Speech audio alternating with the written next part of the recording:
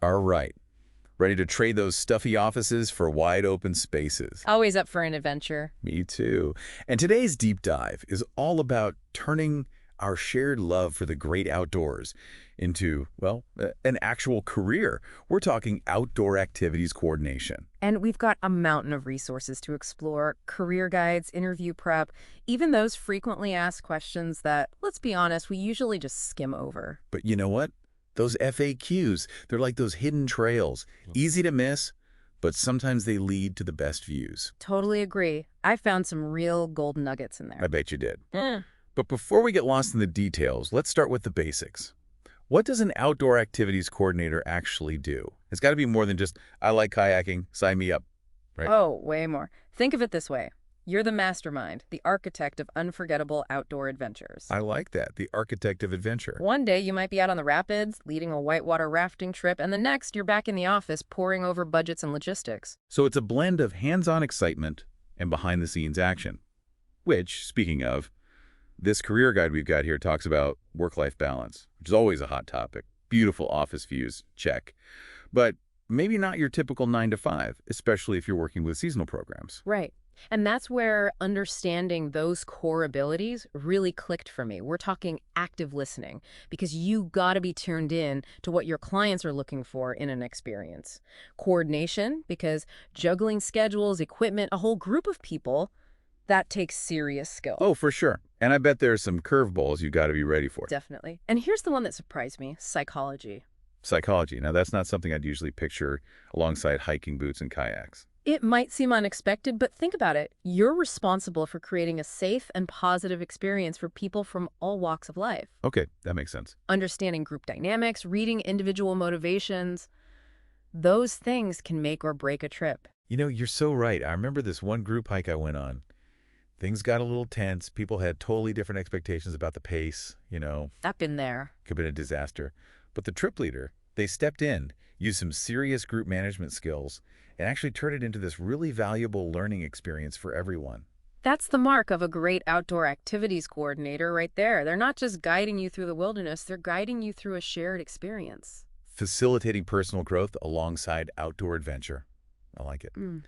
Which makes me wonder, as you progress in this field, the skills you'd need, those probably evolve too, right? So we've conquered the basics, right? You're a pro at this outdoor activities coordinator gig, leading trips like a champ, setting up camp like it's second nature. Speaking of, quick reminder for anyone new to all this, leave no trace is the name of the game when it comes to respecting Mother Nature. Absolutely minimizing our impact wherever we go. But I'm sensing a but coming. There's always a but, isn't there? So you've mastered the basics, but what's next? How do you level up this career? Maybe even become like the CEO of outdoor adventures. I love that energy. And this career guide actually lays out a pretty clear progression from coordinator to manager and beyond. And it's not just about climbing the ladder, it's about the kind of impact you want to make. Okay, so let's say I've been rocking the senior coordinator role for a while now. What does stepping into management really look like? Instead of just leading that amazing kayaking trip you mentioned, imagine designing the entire kayaking program for your organization. Whoa. Okay, now we're talking. You're thinking big picture skill levels, safety protocols, all the equipment, making sure it's eco-friendly, of course. So it's a lot more strategic thinking then, maybe even some late-night spreadsheet wrestling. A little of that, sure. But this is where those core abilities we talked about, remember active listening, coordination, that dash of psychology, those become even more important as you move up. Because now you're managing people, not just like gear and reservations. Exactly. You're inspiring a team, helping them grow. And there's this one story in the example profiles that really stuck with me. This outdoor activities manager completely turned around a team that was struggling with low morale. Wow, what'd they do? Some kind of trust falls on a mountaintop? Not quite. They used those active listening skills, really took the time to understand everyone's concerns, and then worked with the team to find solutions. So it's that whole leader as a guide thing again. Totally. Creating an environment where everyone feels heard, respected, valued, that's how you build a strong team. And that translates to better experiences for everyone, staff and participants alike. Everyone wins. Yeah. Okay, but let's be real. Getting your foot in the door for any of these roles, whether it's your first coordinator gig or that big promotion, you're going to have to nail that interview. And luckily, this career guide does not disappoint. They've got an entire section dedicated to acing those interviews. All right, let's crack open this interview playbook. Sounds good to me. Now, some of these questions, they really don't mess around. No, they get right to it. One that stopped me in my tracks.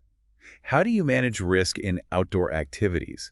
And what measures do you take to ensure the safety of participants? That's a big one. I mean, talk about cutting to the chase. It's essential, though, right? They're not just looking for someone who can recite the first aid manual. Right. They want to see that you can think on your feet, that you're proactive about safety. Because out in the wilderness, things can change in an instant. You need to be adaptable, able to make quick decisions while staying calm. And that's where I bet those real-life stories come in handy. Absolutely. Sharing experiences where you had to problem solve under pressure, that's gold. Speaking of which, remember that hike I mentioned? The one with the pace disagreements? Yeah, if I was asked about handling conflict in the field, you better believe that story would be coming out. See, perfect example. Makes you memorable, too. It shows you've learned from experience. Okay, here's another one that I thought was really interesting. How do you incorporate environmental sustainability into your outdoor activities? I love that they asked that. Because it's not just about loving nature anymore, right? It's about protecting it. It's about walking the walk. So how do you answer that in a way that really hits home? I'd focus on tangible actions, things you've actually done or would do. Give me some examples. So, leave no trace principles are a great place to start packing out everything you pack in respecting wildlife, staying on designated trails. Minimizing your impact every step of the way. Exactly. And don't be afraid to go beyond the individual level, too. Okay, like what? Maybe you've volunteered with a local conservation group, or maybe you've advocated for more sustainable practices within an organization. It's about being a champion for the environment in everything you do. Exactly. And while we're talking about going above and beyond, this guide also mentions certifications. Right. Wilderness first aid CPR. They seem pretty crucial, don't you think? Definitely, those are more than just lines on a resume. They're proof that you're prepared for anything. Because when it comes to safety, you can never be too prepared. Exactly. And for employers, that peace of mind is invaluable. Shows commitment, too, like you're really invested in this path. Absolutely. And speaking of valuable tools, we'd be doing our listeners a disservice if we didn't mention RoleCatcher. It's true. They didn't just hand us this awesome career guide. They've built this whole platform to help people find their dream jobs. It's pretty slick, actually. That AI resume analysis can be a game changer. Helps you highlight the right skills for the right roles. So much better than just throwing your resume into the void and hoping for the best. Right. Plus, they're job matching. It's like having a personal recruiter in your pocket. So no more endless scrolling through job boards feeling totally overwhelmed. They've really streamlined the whole process. But at the end of the day, I think the biggest takeaway here is that becoming an outdoor activities coordinator, it's not just a job, it's a calling. It really is. You're sharing your passion for the outdoors with others while making a positive impact. And it requires a unique blend of skills, leadership, responsibility, and a deep respect for the environment. And a sense of adventure. Don't forget that. Oh, absolutely. This career path, it's not for the faint of heart. But for those who are drawn to it, it's incredibly rewarding. All right, folks. There you have it. Our deep dive into the world of outdoor activities coordination. From nailing that interview to understanding the core values at the heart of this field. We've covered a lot of ground. We sure have. But now it's your turn to take this inspiration, lace up those boots, and blaze your own trail. Go explore. And who knows, maybe someday you'll be the CEO of Outdoor Adventures. I wouldn't be surprised. Until next time, adventure awaits.